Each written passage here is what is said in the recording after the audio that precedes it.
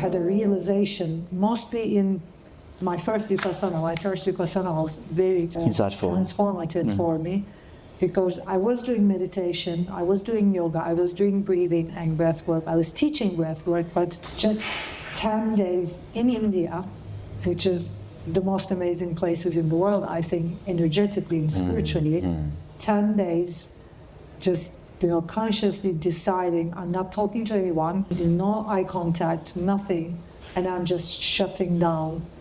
And just being with yourself 10 days in silence, it made a huge difference in who I was, in, everything. It just shaped my whole reality. A lot of reflections. Yeah, it's tough, though. I mean, the first 3 days, it was, I remember, tough. And from then on, I think I became very clear on what my mission was in that 10 days journey. And then after that, I started teaching breathwork. I waited to teach meditation for around 15 years because I wanted to master meditation, master my mind, and I knew that, especially in classic Vedic meditation training, you don't teach a technique. You basically, it's kind of like your students anchor into your consciousness level, and then you lead them. You're kind of like holding this torch in your hand, and you're leading them in their meditation journey. So because I did understand what meditation was truly about, it is the most intense spiritual journey. It is the most powerful spiritual journey, but when done right and when done with an advanced teacher, when the teacher is advanced at the highest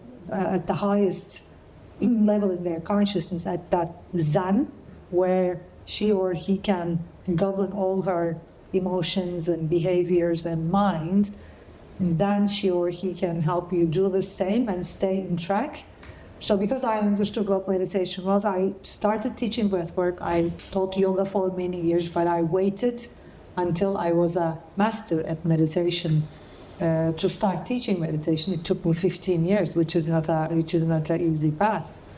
Yeah, and so I'm basically, first I'm a teacher, then I'm an author, I'm a public speaker. And let's touch about nevcap. Yeah. So now, after all this, you decided to set up your own venture. Tell me about it.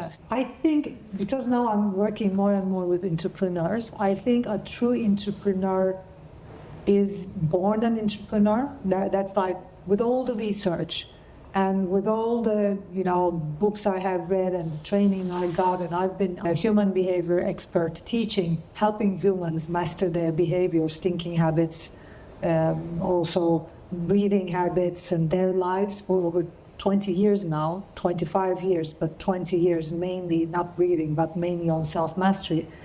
I came to a realization where I understood some people are born entrepreneurs. And if you're an entrepreneur, you just can't help it, and you just can't stay at a professional company because you get bothered. You're like, if you're an entrepreneur, you're an entrepreneur. You just, I do, 100%. You just feel stuck, because you want to do your own thing. You're creative. You're so creative and you're so disruptive that it's almost impossible to be in a company with structure, structure. And on top of that, so that's one thing. And I have met a lot of people who thought they were entrepreneurs, which weren't, because entrepreneurship is now the trend. People are trying to become entrepreneurs. I even did talk to my daughter a couple of weeks ago, and I told her, I don't think you're an entrepreneur. Don't go there. Go to a company and work, because entrepreneurship is a different. It's kind of, I'm at a point where I look at someone and I'm like, he's an entrepreneur, he's an entrepreneur, she's an entrepreneur. If you want structure in your life, if you want vacations and holidays and time off in the evening, time off in the weekends, don't become an entrepreneur, because entrepreneurship is 24 hours, 7 days a week. You are so committed to one problem, or you're so clear on a mission that you sometimes wake up at 2 o'clock in the morning and get up and sit down and work.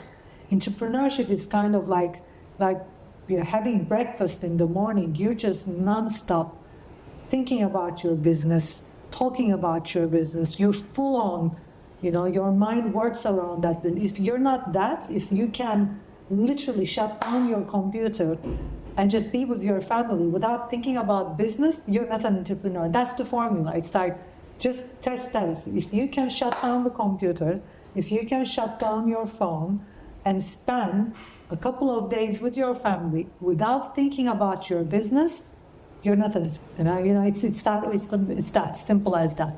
Like now I am with true entrepreneurs who are my co-founders. We do meetings at 9 p.m. on a Saturday evening. We do meetings at 10 a.m. on a Sunday morning. And that's kind of like nobody even questions it. It's so natural. We call each other, in the middle of a dinner, and nobody says, I'm at a dinner party, I can't speak right now. They're like, okay, is it about business? Okay, just a moment. And we just, it's just, that's entrepreneurship. That's the spirit of entrepreneurship. So that's one thing. Then the second thing is, and there I'm going to come to nevcap, a true entrepreneur is an investor as well. Why? Because if you're a true entrepreneur, you have to have an investment mind, because being an entrepreneur is investing into the unknown. You are investing usually your time, your energy, sometimes your money, into something you believe in, and you are an investor already. It's like being in entrepreneurship is all about creating something from scratch and investing your time, investing your energy, investing your money into something that doesn't exist, with the intention of creating that and making it live and making it a big business or a small business or whatever, making it a business in 2 years' time, 3 years, or maybe 10 years' time. So it's like an entrepreneur does think ahead, and an entrepreneur doesn't have, how to put it, it's kind of like, is not worried about short gains. It's like, if you want to work and get paid immediately, that's not the entrepreneur spirit.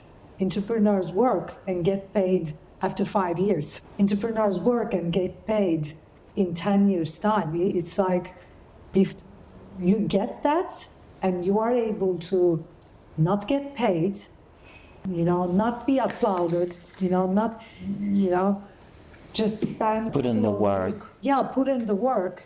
And if you're not after quick returns, you're an entrepreneur. That's the only way you can be an entrepreneur. If you're interested in quick returns, get a job. Get a job, get a job and get paid monthly. Yeah. So being a true entrepreneur is already thinking with an investor mind. That's why true entrepreneurs become investors eventually, because it's the same thing. With being an entrepreneur, you invest your time and energy and some money. Maybe some investors come and invest in you. As an investor, you again invest your money with your time and energy. It's the same thing. Being an investor and being an entrepreneur is exactly the same thing. So being I have already been an investor. I have invested mainly in real estate for many years. First it was in Turkey, then it was in Europe, and it was in UK. So my way of investing was into real estate and also stocks and bonds and, also retirement funds and stuff, which have been less risky for many years.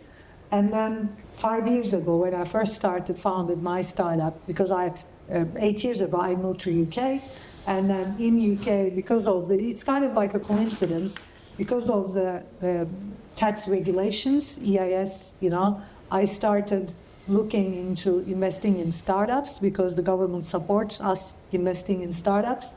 And at that time, I had a couple of students who became then, he's one of the most popular Turkish entrepreneurs right now, Şahin Boydaş. We had a podcast with him a couple of weeks ago. He finished the Miracle course, a couple of my trainings, and he became a fan of my books and my teaching and everything. We became really close friends. And even by 15 years ago, when he built, between 15 and 20 years ago, when he was first building his startup, after he finished the miracle course with his wife. We were hanging around, we were hanging together a lot. I was going to San Francisco back and forth, and he was coming to Turkey and London back and forth. So to keep it short, he built his company. He sold it for the company for, I think, over $50 million or something, and it became a huge success. He started investing in startups. He's one of the largest angel investors in US right now, top 100, and he's a good friend of mine.